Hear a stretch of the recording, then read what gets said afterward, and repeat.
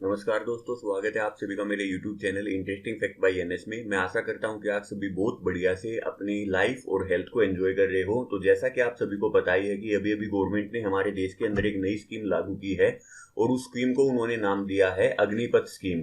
तो इस स्कीम के अंदर आपको पता ही है, जो भी कोई देश के अंदर जो आर्मी को अब ज्वाइन करेगा उसको बोला जाएगा अग्निवीर। और इसका सबसे इंटरेस्टिंग फैक्ट है कि यहाँ पर आपको जो सर्विस है वो सिर्फ 4 साल के लिए करनी है और 4 साल के बाद आपको रिटायर कर दिया जाएगा। और रिटायर करने के बाद आपको पता ही है कि जो भी सपोज करो हमारे देश से अगर 1 लाख बंदों ने 1 साल में ज्वाइन किया, तो उन 1 लाख में से सिर्फ और सिर्फ आपके जो 25% है उनको सर्विस के अंदर आगे कंटिन्यू रखा जाएगा और बाकी जो 75% है उनको यहाँ पे रिटायर कर दिया जाएगा। बाकी इसके बारे में आपने जितने भी, अगर आप आज के दिन कोई भी न्यूज़पेपर उठा के देख रहे हो, या अगर आपके घर पे भी ऐसी सिचुएशन है कि आपको जो टीवी का जो न्यूज चैनल है आप उसको ऑन करके देखते हो, तो वहां पर जितने भी आपके जो डिबेट और डिस्कशन चल रहे हैं वो सारे के सारे इसी के बारे में है। तो यहाँ पर अब आपको पता ही है कि जो आपकी सरकार है वो उसके बीच में और जो आपकी नॉर्मल जो यूथ है उनके बीच में एक बहस छिड़ चुकी है। ये अपने अपने प्लस पॉइंट बता रहे हैं, यूथ है वो अपने मतलब कि जो जो उनको कंसर्न है उससे रिलेटेड वो आपके बताते जा रहे हैं। तो इसकी वजह से क्या है, एक बहुत ही खराब माहौल हो गया है। तो यूथ ने है वो उसके खिलाफ, सरकार के खिलाफ आपका प्रोटेस्ट जारी कर दिए थे। उन प्रोटेस्ट के अंदर कुछ आपके हिंसक भी बन गए थे, जहां पर आपने देखा होगा कि ट्रेनों को जलाया जा रहा है, जो आपकी पब्लिक प्रॉपर्टी है उसको डिस्ट्रॉय किया जा रहा है। तो वो चीज गलत है, वो चीज नहीं होनी चाहिए। आप अगर उसके अंदर कोई दिक्कत है तो आप एक बार टेबल के ऊपर बैठ के बातें करो, या जो भी आपको दिक्कत है तो आप वो चीज बातें कर सकते हो। तो ये था हमारा अग्निपथ योजना के बारे में। 4 साल के बाद क्या करेंगे या जो भी कुछ है, ये सब कुछ आप बिल्कुल पढ़ चुके हो। तो हमारा जो आज का डिस्कशन है वो इस चीज के बारे में नहीं है कि अग्निपथ जो स्कीम है उसकी क्या क्या एडवांटेजेस हैं और क्या क्या उसकी डिसएडवांटेजेस हैं। वो चीज आप बहुत ही टाइम से पढ़ते भी जा रहे हो और सुनते भी जा रहे हो। जिस भी आप सोशल प्लेटफॉर्म को खोल के देख रहे हो, सोशल मीडिया प्लेटफॉर्म के अंदर, तो वहां पर आपको यही देखने को मिल रहा है। तो हमारा जो आज का डिस्कशन है अब इसी अग्निपथ योजना से रिलेटेड। एक आपने खाप पंचायत के बारे में जरूर सुना होगा। वो बेसिकली अभी हरियाणा की तरफ से डिसीजन आया है, लेकिन आपको पता ही है कि जो हमारे हरियाणा हो गया, राजस्थान हो गया, या आपका जो वेस्टर्न यूपी हो गया, या आपका जितना भी एनसीआर रीजन हो गया, तो इनके अंदर आपकी खाप पंचायत एग्जिस्ट करती है। तो उन्होंने इससे रिलेटेड आपकी एक डिसीजन दिया है। तो जिसकी वजह से अब ये क्या है, फिर से फर्दर आपका न्यूज में आ गया है। तो कौन सी खाप पंचायत ने वो डिसीजन दिया है और क्या क्या उसके अंदर मेजर डिसीजन लिए गए हैं, तो वो मैं आपको इस डिस्कशन के एंड में बताऊंगा। तो सबसे पहले हम एक बार देख लेते हैं कि जो आपका ये खाप पंचायत है इसका मीनिंग क्या होता है, और आज के दिन हमारे हरियाणा के अंदर या जो आपकी देश के अलग अलग कोने के अंदर कितनी खाप पंचायतें हैं वो आपकी एग्जिस्ट करती हैं। और एक बेसिकली इसके बारे में जब भी खाप पंचायत का नाम आता है तो आपका जो जाट कम्युनिटी है या जो जाट, उसके बारे में बोला जाता है कि ये सबसे ज्यादा जो आपकी जाट कम्युनिटी है उसी के अंदर आपको देखने को मिलती है। लेकिन ऐसा कुछ भी नहीं है, आपको आगे दिखाऊंगा कि और भी आपके जो कम्युनिटी हैं उनके अंदर भी ये क्या करती है, एग्जिस्ट करती है। तो सबसे पहले हम देखते हैं कि खाप जो शब्द है वो आपका दो शब्दों से मिलकर बना हुआ है, ख और आप। ख का मीनिंग होता है आपका आकाश और आप का मीनिंग होता है जल। अर्थात अगर हम इसका पूरा जो मीनिंग देखते हैं ना खाप का, तो वो हो जाता है आकाश की तरह सर्वोप्रिय, जो हर एक जगह पे आपका एग्जिस्ट करता है, और पानी की तरह स्वच्छ और निर्मल, जो बिल्कुल जिसके अंदर कोई भेदभाव वाली फीलिंग नहीं आएगी।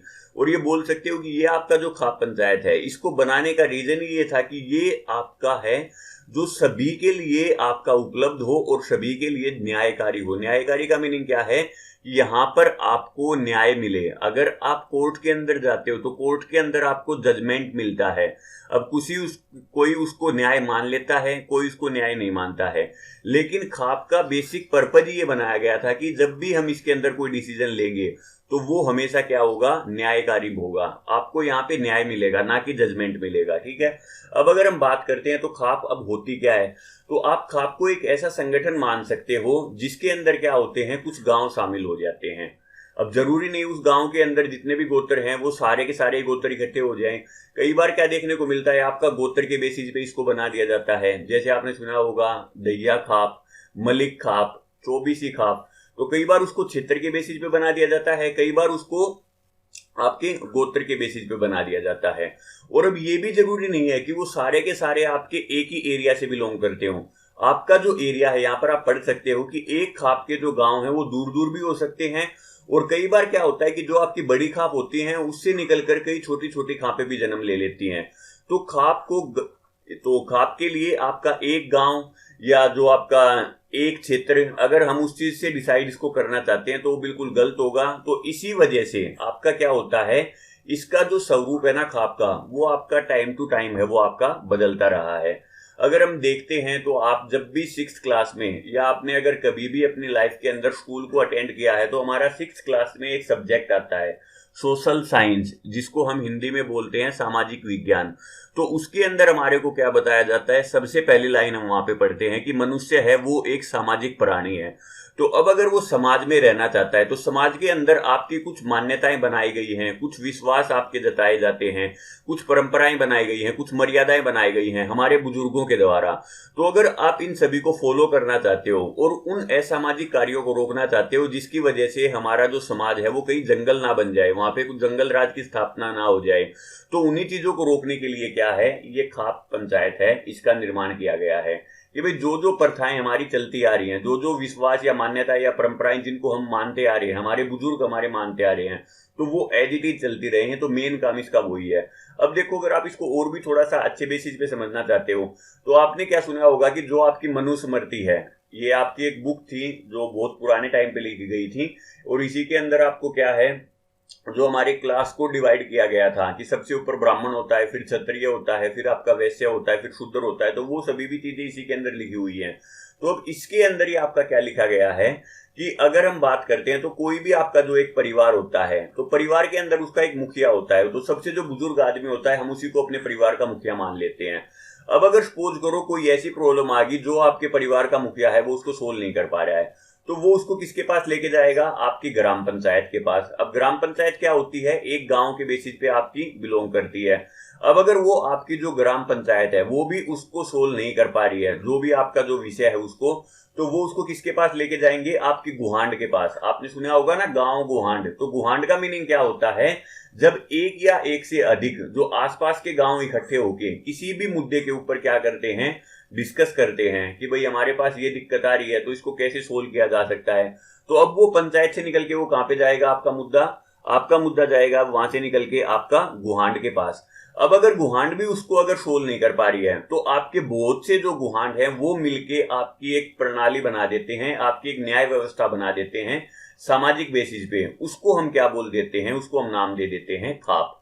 तो जब आपके बहुत से जो आसपास के जो गुहांड है वो मिलके आपका एक जो प्रॉपर जो ये वर्ड बनाते हैं, तो उसको हम क्या बोलेंगे, यहाँ पे खाप बोलेंगे। तो ये अब आप समझ सकते हो इस चीज को।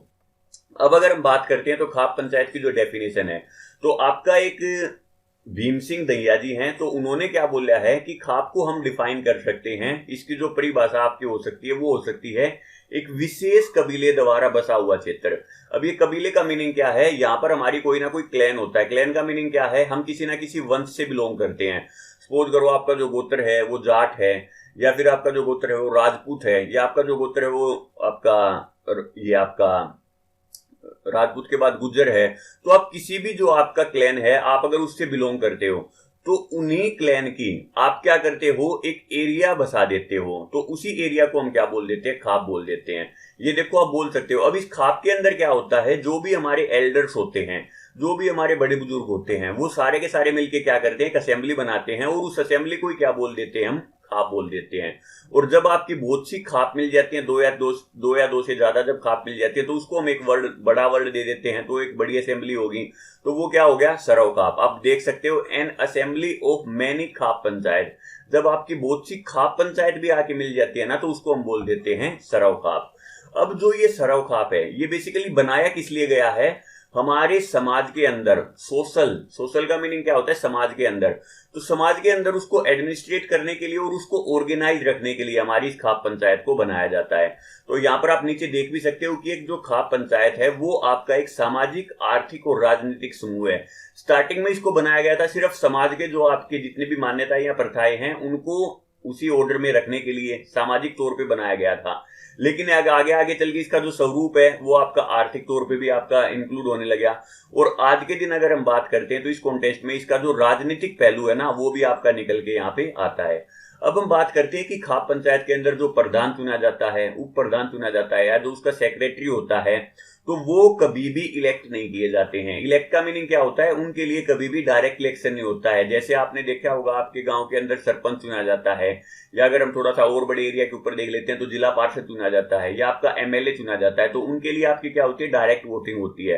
तो इसके लिए कोई भी आपकी डायरेक्ट वोटिंग नहीं होती है। इसमें या तो जो सबसे बुजुर्ग आदमी है, या जो सबसे कोई आपको पता है एरिया के अंदर भाई ये जो नोबल है या ये जो आदमी है, ये बहुत ही आपका ख्याति प्राप्त कर चुका है, या आपका बहुत बढ़िया बोल सकते हो आप उसको, आसपास के एरिया में उसका नाम चलता है, या बहुत बढ़िया आपके जो समाज के लिए बहुत अच्छे अच्छे वो काम करता है, तो ऐसे किसी भी आदमी को चुन के आप बोल सकते हो कि उसको उसका मुखिया बना दिया जाता है, उसको उसका प्रधान बना दिया जाता है। और सबसे बड़ी बात, इसके पास अपने कोई खुद की जुडिशियल पावर होती नहीं है। ये सिर्फ क्या बोलता है कि हमने न्याय के लिए कोई ना कोई डिसीजन दे दिया है, लेकिन ऐसी कोई किताब नहीं लिखी हुई है। जैसे अगर आप देखते हो आज के दिन जो हमारी न्याय प्रणाली है, आप किसी डिस्ट्रिक्ट कोर्ट में जाओ, हाई कोर्ट में जाओ, या सुप्रीम कोर्ट में जाओ, तो वहां पर हमारा क्या है, एक तो संविधान को वो फॉलो करते हैं जो हमारा इंडियन कॉन्स्टिट्यूशन बना हुआ है। उसके बाद दूसरा क्या होता है, आईपीसी की कुछ धाराएं होती हैं कि भाई 302 दफा के तहत आपको फांसी की सजा दी जाती है, इस दफा के तहत आपके ऊपर धोखेबाजी का जो मुकदमा है वो दायर किया जाता है। तो वो क्या करते हैं, अपनी जितनी भी जुडिशियल पावर है वो किसी ना किसी किताब से लेते हैं। तो इनके लिए जो ये डिसीजन देते हैं वो सिर्फ और सिर्फ सामाजिक तौर पे दिया जाता है, और सामाजिक तौर का कोई ना कोई एक मुद्दा होगा, उसी के ऊपर ये क्या करते हैं, अपना डिसीजन देते हैं। और इनके पास ऐसी कोई किताब नहीं है जिससे ये अपनी जुडिशियल पावर लेते हो। तो अब ये चीज आपको समझ में आ गई होगी कि खाप पंचायत क्या होती है। अब अगर हम बात करते हैं तो जो आपकी जो खाप पंचायत है उसकी स्ट्रक्चर कैसी होती है, तो स्ट्रक्चर के तौर पे मैं बता देता हूं कि जो नॉर्मली आपकी कोई भी खाप पंचायत होती है उसके अंदर आपके 84 गांव आते हैं। अब 84 गांव कैसे आते हैं, तो सबसे पहले तो आपका क्या होते हैं, जब 7 गांव आपके मिल जाते हैं तो वो मिलके बनाते हैं एक थंबा। ये आपका वर्ड है, आप इसको देख सकते हो। तो ये क्या बना देंगे, आपका थंबा बना देंगे। और जब आपके 12 थंब मिल जाते हैं तो 12 गुना में 7 अब करोगे तो वो कितना आ जाएगा, 84 आ जाएगा। तो ये आपका 84 गांव मिलके क्या करते हैं, खाप बनाते हैं। लेकिन अब ऐसा कोई जरूरी नहीं है, पहले आपकी जो खाप होती थी वो 84 गांव की होती थी, लेकिन जैसे जैसे मैंने बताया कि इसका स्वरूप है वो बदलता जा रहा है। तो आज के दिन आपको जो 12 गांव की भी खाप देखने को मिल सकती है, 24 गांव की भी खाप देखने को मिल सकती है। और 24 के लिए तो आपने जो मैम 24 ये वर्ड आपने सुना होगा, अगर आप हरियाणा से बिलोंग करते हो तो ये मैम 24 देखो वो 24 गांव की आपकी पंचायत बनाई गई है। तो अब ये डिसाइड कौन करता है, भाई हमारी 12 गांव की खाप होगी, 24 गांव की खाप होगी, या किसी आपका अलग गोत्र की खाप होगी, तो वो डिसाइड करता है उसका इलेक्टेड लीडर, जिसको भी अब उसका मतलब कि आपका प्रधान बना दिया गया ना, अब वो प्रधान उससे रिलेटेड डिसीजन करेगा। और जितने भी अगर वहां पर आदमी बैठे हैं, जितने भी आपके एल्डर्स हैं, अगर वो उस चीज को सर्वसम्मति से आपकी पास कर देते हैं तो आप बोल सकते हो कि उसी के हिसाब से इसकी जो रिप्रेजेंटेशन है ना कि 12 गांव की होगी या 24 गांव की होगी, तो वो आपकी चेंज हो सकती है। अब हम बात करते हैं हिस्ट्री की। तो देखो, अगर हम पुराने टाइम पे, जब से हमारी मानव सभ्यता एग्जिस्ट करती है, जब से हमारे वेद लिखे गए हैं, तो आपके वेदों के अंदर भी इसका जो नाम है वो आपको देखने को मिलता है। वहां पर इसको जनसंघ के नाम से बोला जाता है, या जो आपको जन वर्ड है वो आपका यूज किया जाता है। सबसे पहले ऋग्वेद लिखा गया, उसके बाद जो बाकी के आपके वेद हैं वो लिखे गए, तीनों वेद। तो उन सभी वेदों के अंदर भी इसके बारे में जिक्र मिलता है। उसके बाद अगर हम बात करते हैं तो जैसे हमारे ऊपर मुसलमानों का अटैक होता है, तो आपके जो अलाउद्दीन खिलजी हैं दिल्ली सल्तनत से, उसके खिलाफ भी आपकी खाप पंचायत ने कुछ ना कुछ रिएक्शन दिया था। उससे पहले आपके जो मोहम्मद गोरी आते हैं तो उनके खिलाफ भी आपका क्या था, खाप पंचायत का डिसीजन आया था। अंग्रेज हैं, 1857 की क्रांति हुई थी, उसके बाद भी क्या है, खाप पंचायत का आपका जो वर्ड है वो आपको बार बार इनका सुनने में आया होगा अगर आप हिस्ट्री को उठा के देखते हो। लेकिन वहां पर वो क्या थी, पर्टिकुलर उन्होंने कभी भी अपने लिए खाप वर्ड यूज नहीं किया। जो सबसे पहला जो एग्जाम्पल हमारे को मिलता है, जब क्या थी आपकी एक सरव खाप पंचायत हुई, उससे पहले वो क्या थी, सारी की सारी खाप पंचायत के तौर पे। जैसे जाटों ने कोई विद्रोह कर दिया, या आपके गुज्जर ने कोई विद्रोह कर दिया, या राजपूत ने कोई विद्रोह कर दिया, तो वो आपके सारे क्या थे, एज ए खाप पंचायत काम कर रहे थे। पहली बार जो आपकी सरव खाप जो आपका वर्ड सुनने में आया आपको, वो हमारा सुनने में आता है 1911 के अंदर। और ये कब सुना हमने, जब हमारी दहिया खाप है आपकी, तो ये दहिया जाट है, इनका एक पैतृक गांव है जो आपका सोनीपत में बिलोंग करता है, बरोना खेरा। तो इस गांव में पहली बार 1911 के अंदर एक मीटिंग हुई, और उस मीटिंग का नाम बिल्कुल पेपर के अंदर क्या लिखा गया था, सरव खाप पंचायत। तो सबसे पहले यही हुआ था आपका। और अब इसके 2011 के अंदर अगर किसी ने पीछे जाके अगर आप पढ़ना भी चाहते हो तो 2011 में इसको 1911 के बाद आप देख सकते हो 100 साल पूरे हो गए। तो इन्हीं 100 सालों को मनाने के लिए फिर से ये सरव खाप पंचायत की गई थी आपकी। और इस खाप पंचायत के अंदर भी आपके कुछ इंपॉर्टेंट डिसीजन लिए गए थे। वो डिसीजन क्या क्या वो मैं आपको आगे बताऊंगा। उसके बाद अगर हम बात करते हैं तो जब हमारा देश आजाद हो गया तो आजादी के बाद जो सबसे पहली सरव खाप पंचायत आपको देखने को मिलती है वो आपकी यूपी के मुजफ्फरनगर शहर के अंदर एक छोटा सा गांव है और उस गांव का नाम है आपका सोरेम। इस सोरेम के अंदर वो आपको देखने को मिलती है। तो अब यहां पर जो सर्वसम्मति से जिसको प्रधान बनाया गया वो आपके थे चौधरी जवान सिंह गुज्जर। उसके बाद जो उप प्रधान बनाया गया वो थे आपके ठाकुर यशपाल सिंह। तो आप देख ही सकते हो ये आपके क्या हैं, गुज्जर कम्युनिटी से बिलोंग करते हैं प्रधान। उसके बाद जो ये आपके राजपूत कम्युनिटी से बिलोंग करते हैं आपके उप प्रधान। और यहां पर जो आपके सचिव बनाए गए थे या जो सेक्रेटरी बनाए गए थे, इसको मंत्री भी बोल सकते हो आप इसके, वो थे चौधरी कबूल सिंह। अब ये चौधरी कबूल सिंह है, ये आपकी जाट कम्युनिटी से बिलोंग करते हैं। तो यहां पर आप देख सकते हो अकेले जाटों के अंदर नहीं होती है, ये आपकी गुज्जर के अंदर भी देखने को मिलती है और आपकी जो अलग अलग कम्युनिटी है उनके अंदर देखने को मिलती है। तो आप इससे समझ सकते हो ये हमारी हिस्ट्री के बारे में। अब अगर हम बात करते हैं तो पूरे देश के अंदर जो हमारा भारत देश है वहां पर 465 आपकी खाप हैं। उनमें से अकेले हरियाणा के अंदर आपकी जो 70 खाप हैं वो आपकी लाई करती हैं। उसके बाद यूपी के अंदर आपकी 30 करती हैं, कुछ आपकी राजस्थान के अंदर करती हैं, कुछ आपका जो दिल्ली का एनसीआर रीजन है वहां पर बिलोंग करती हैं। और बाकी आप देख सकते हो पूरे आपके जो इंडिया के अंदर है टोटल मिला के 465 है वो आपकी खाप पंचायत देखने को मिलती है। अब मोटी मोटी जो आपको खाप पंचायत है वो मैं आपको बता देना चाहता हूं उनका नाम। जैसे आपकी दैया खाप होगी, दैया खाप के बाद आपकी मलिक खाप होगी, धनखड़ खाप होगी, मैम चौबीसी होगी, खटकड़ होगी, मोर होगी, गठवाला होगी, डांडा होगी, श्योरान होगी। तो ये देखो अलग अलग खाप आपको देखने को मिलती हैं। और आज के दिन एक ये फेमस लीडर हैं जो हमारे राकेश टिकैत जी हैं। आपने जब भी ये आपका किसान आंदोलन चल रहा था तो उस टाइम पे आपने इनके बारे में बहुत ज्यादा सुना होगा, बहुत ही ज्यादा फेमस हो गए थे ये। तो ये आपके यूपी के अंदर आपके एक बलियान खाप है, ये उससे आपके बिलोंग करते हैं। और ये भी एक जाट खाप ही है जो बलियान खाप है आपकी। अब उसके बाद ये मैं आपको बता चुका हूं जाट, राजपूत, गुज्जर, कंबोज, तो अलग अलग कम्युनिटी में आपको जो खाप पंचायत है वो आपकी देखने को मिलती है। अब हम बात करते हैं कि जब भी खाप पंचायत का नाम आता है तो खाप पंचायत का नाम आते ही क्या बोल देते हैं कि इसका मीनिंग क्या है। अगर आप किसी भी शहरी रीजन में आके इसके बारे में डिस्कस करते हो, देखो गांव के अंदर जो इसका स्वरूप है वो आपको एक अलग ही देखने को मिलेगा। लेकिन अगर आप शहरों के अंदर आ जाते हो ना तो शहरों के अंदर जब भी खाप पंचायत का वर्ड सुनते हो, आप खाप कभी भी सुन लेते हो, तो खाप को सुनते ही आपके माइंड में आता है ओनर किलिंग। जो शहरों वाले जो आपके लोग हैं उनका माइंडसेट कुछ ऐसा बना दिया गया है कि खाप वर्ड को सुनते ही उनके माइंड में आएगा ओनर किलिंग। अब ये ओनर किलिंग क्या होता है, आपने देखा होगा अगर कोई किसी एक गोत्र की लड़की है वो किसी दूसरे गोत्र के लड़के से शादी कर लेती है तो ये क्या बोलते हैं कि वो उस लड़की को मरवा देते हैं। लेकिन ऐसा कुछ भी नहीं होता। खाप पंचायत ने आज तक ऐसा कोई भी डिसीजन नहीं दिया है। आपकी जो एक सत्यमेव जयते नाम के करके एक सीरियल आया था आमिर खान जी का, आप उसमें जाके देख सकते हो। तो वहां पर हमारी जो मैम चौबीसी की जो खाप पंचायत है उसके कुछ लीडर थे, उनको बुलाया गया है। तो उन्होंने वहां पर यही बताया कि हमारी तरफ से कभी भी किसी को मारने के लिए तो कोई डिसीजन आज तक पास नहीं हुआ है। आप जिसको मतलब कि खतवा बोल सकते हो या जो आपका फतवा जारी करते हैं वो मुस्लिम कम्युनिटी में करते हैं। तो इस टाइप का जो आपका फतवा है वो कभी भी हमारी इस खाप पंचायत में जारी नहीं हुआ है किसी को मारने के लिए। हम सिर्फ और सिर्फ क्या करते हैं, उसको सोशली आइसोलेट कर देते हैं, सामाजिक तौर पे उसका बहिष्कार कर देते हैं, या उसका जो हुक्का पानी है वो बंद कर देते हैं, उसका जितना भी समाज के अंदर जो लेन देन है उससे वो बंद कर दिया जाता है। तो इस टाइप के डिसीजन आपके लिए जाते हैं। तो जो ये ओनर किलिंग का जो दाग लगा हुआ है ना इसके ऊपर, खाप पंचायत के ऊपर, तो वो बिल्कुल ही आपका गलत है। अब देखो जरूरी नहीं है कि वो सिर्फ ओनर किलिंग ही करता है। जब भी आपका गोत्र मैरिज की बात आती है, किसी दूसरे गोत्र में जाके आपने शादी कर ली है, तो सिर्फ वो उसी के लिए काम नहीं करता है, वो आपका क्या है बहुत से सोशल इश्यू हैं जिनके ऊपर ये काम करता है। जैसे आपकी प्रमोशन, एजुकेशन को प्रमोट करने के लिए, आपकी हेल्थ के लिए जो अवेयरनेस है उसको प्रमोट करने के लिए आपका काम करता है। आपने देखा होगा शादी के अंदर क्या होता है, बहुत ही ज्यादा आपके बाराती आ जाते हैं, तो उन बारातियों के जो नंबर है, उन गेस्ट के नंबर को मतलब कि लिमिट करने के लिए कि भाई ज्यादा आदमी आप क्यों आ रहे हो, इससे क्या होगा, दहेज आपका ज्यादा होगा, जो आपका लड़की का जो बाप है उनके ऊपर कुछ ज्यादा ही मतलब कि आपका खर्चा आएगा।